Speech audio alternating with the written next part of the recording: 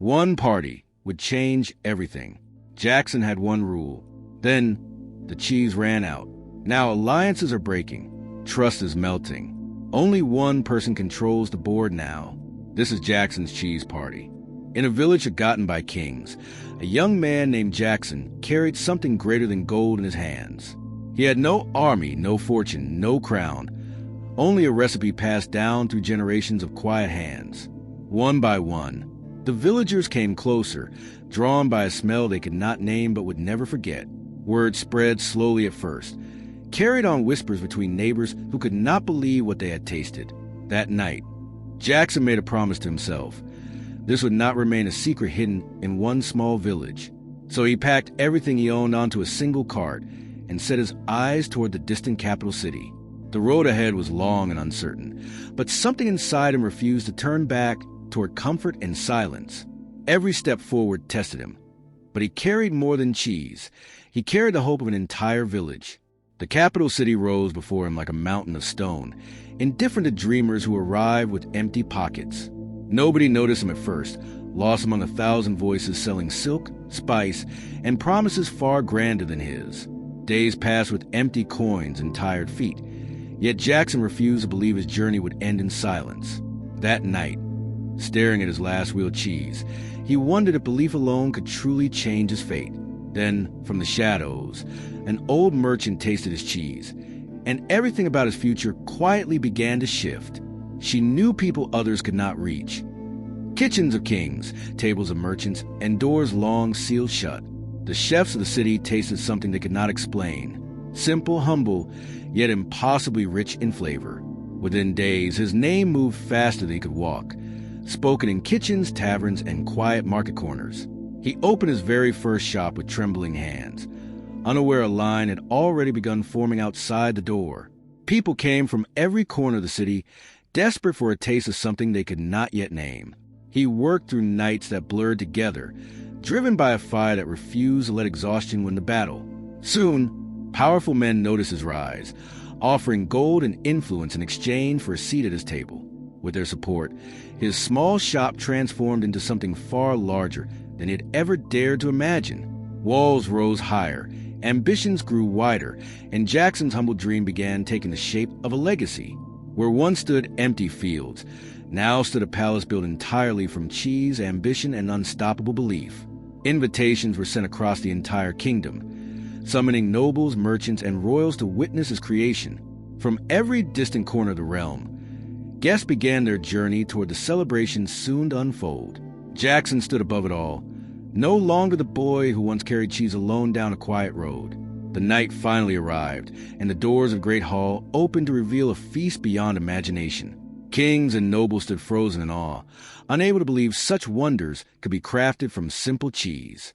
Music filled the air like victory itself, echoing through halls once thought impossible for a humble man to build. Every guest bowed slightly as he passed, honoring a man who had turned humble beginnings into legend. The king himself raised a goblet high, declaring Jackson's feast the greatest celebration the kingdom had ever witnessed. Fireworks lit the night sky above him, celebrating a triumph built from nothing but belief and cheese. In that golden moment, Jackson felt untouchable, as though nothing could ever threaten what he had built.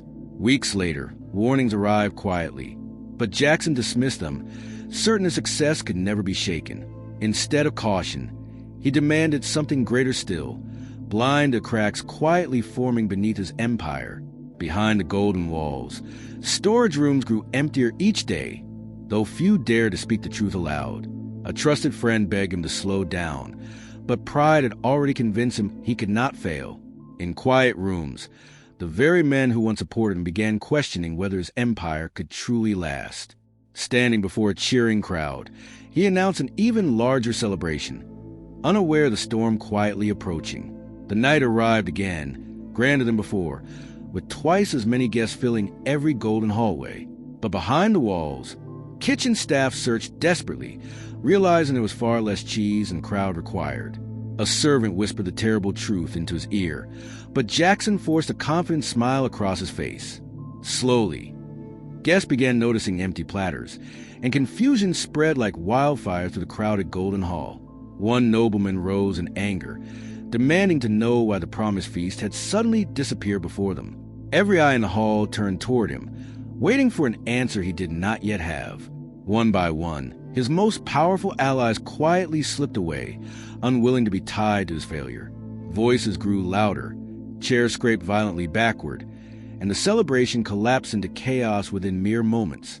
Jackson stood frozen amid the chaos, watching everything he built collapse in a matter of heartbeats. By morning, the hall stood empty and silent, holding nothing but the wreckage of shattered ambition. News of his downfall spread faster than his rise ever had, whispered mockingly in every marketplace corner. His shop closed quietly, its once proud sign now hanging broken, swaying gently in the cold morning wind. He walked alone through streets that once celebrated his name, now filled only with silence and shame. At dawn, he sat before the ruins of everything he had built, unsure if anything remained worth saving. The old merchant returned quietly, sitting beside him, offering the same simple gift that started everything before. Holding it again, he remembered a time when ambition had not yet replaced the simple joy of giving. Slowly, he rose from the ashes of his fallen empire, carrying something far more valuable than before. He returned home to the village that first believed in him, long before crowns and kingdoms ever noticed. This time, he built something smaller, rooted not in gold, but in the people who never left his side. Laughter returned to the square once more, simple and warm, untouched by pride or empty ambition. In the end, Jackson learned that true legacy was never built from gold, but from humble beginnings.